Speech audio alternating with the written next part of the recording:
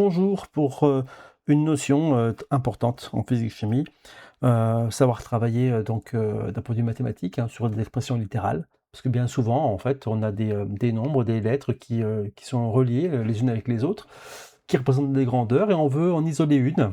Ici, par exemple, j'ai A qui serait égal à B fois C, et l'idée, ce serait à quoi serait égal petit b. Voilà. Donc ici, vous avez deux membres de part et d'autre de l'égalité. On a A qui est égal à B fois C. Et moi, j'aimerais bien en fait éliminer le C du côté là pour que B soit tout seul en fait. Et donc mathématiquement, j'ai le droit, si par exemple on a deux valeurs qui sont égales, mettons A est égal à B, ben, si ces deux valeurs sont égales, j'ai le droit de diviser par une autre valeur, que j'appelle C, hein, égale, pourvu que celle-ci soit différente de 0. Voilà. Donc c'est ce que je vais faire. Je vais diviser le membre qui est ici à gauche par C, et je vais diviser le membre ici de droite par C également. Hein, j'ai le droit de diviser donc cette égalité par C de part et d'autre, ça ne changera pas l'égalité. Hein, si C, évidemment, est égal à 0. Donc si je fais ça, je remarque que C, on a ici C divisé par C, donc on peut simplifier. Attention, hein, ce n'est pas un plus, c'est un fois. Donc là, je peux simplifier, et donc j'ai ici, il me reste petit b. Donc j'ai bien ici b qui serait égal à A sur C. Voilà.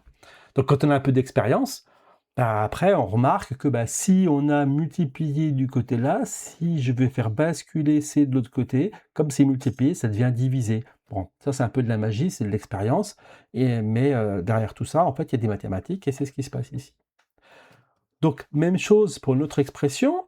Si vous avez, par exemple, A qui est égal à B sur C, je connais A, je connais C, je cherche B, là, l'idée aussi, ce serait de faire disparaître le petit c. Donc, moi, ce que je ferais, c'est que je multiplierais de part et d'autre par petit c. Voilà. Parce que si, mettons, grand A est égal à grand B, eh bien, si grand A est égal à grand B, si je multiplie ces valeurs-là par C de chaque côté, je ne change pas l'égalité, ça sera toujours égal. C'est ça l'idée, si c'est différent de 0 aussi, parce que sinon, ça n'a pas de sens. Hein, ici.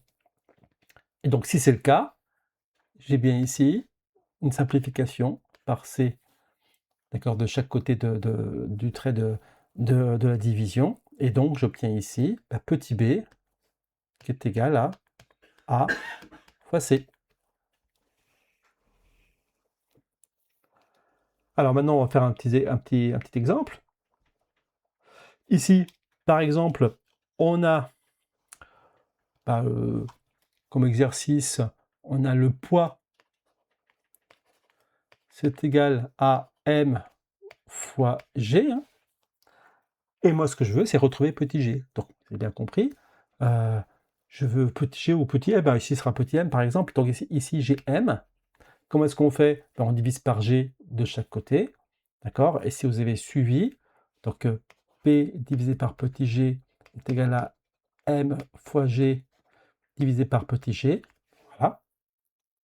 On simplifie par g de chaque côté. On obtient m est égal à p sur g. Donc c'est sûr que vous ne ferez pas ça tout le temps. Hein.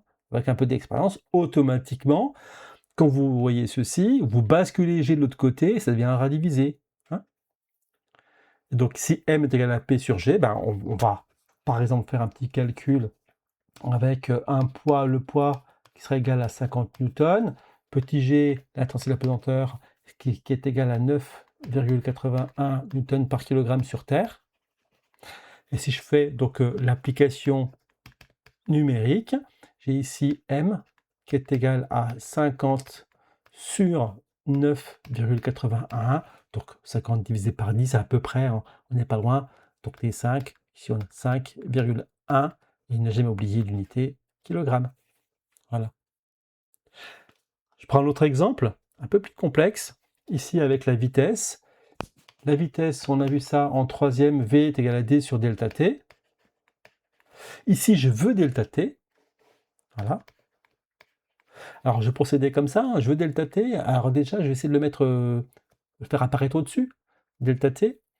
Alors, l'idée, ce serait ici de multiplier par delta t de chaque côté d'égalité. J'ai le droit de multiplier une égalité par une grandeur qui serait différente de 0 de chaque côté.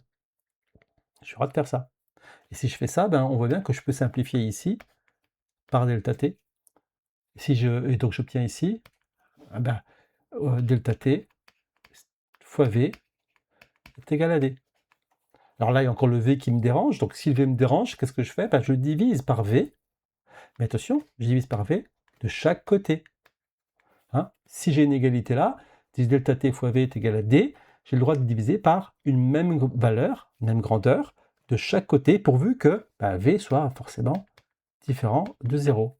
Et en faisant ça, ben, vous constatez ici que ici, delta t est égal à d sur v. Alors pareil, c'est ce que je vous dis avec un peu d'expérience. Si v est égal à d sur delta t, après on ne fait plus tout ce travail-là. Delta t, il passe au-dessus, v, il passe en dessous, et vous obtenez ceci. Mais ce que je dis, c'est un peu de la magie, c'est pas des mathématiques. Là, ça en est, et c'est bien de le comprendre. Alors si je fais une application, par exemple, si je vais calculer ici delta t, avec ici par exemple une voiture qui roule à, je ne sais pas moi, 110 km/h sur voie rapide, sur une distance de 350 km. Voilà. En combien de temps donc il parcourt cette vitesse? Eh bien, on va faire cette distance, pardon. On va faire ici 350 divisé par 110. Alors, on obtient à peu près 3,18 heures. Alors attention, hein, 0,18 heures, c'est pas 18 minutes. Hein. Si vous faites des calculs, on pourra revenir là-dessus.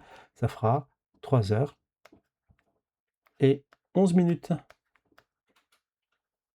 Voilà, c'est tout pour aujourd'hui. On pourra faire d'autres exercices, d'autres, si vous le demandez, hein, dans la section boîte à outils, pour vous entraîner, pour être un peu plus à l'aise d'un point de vue mathématique. Merci et au revoir, à bientôt.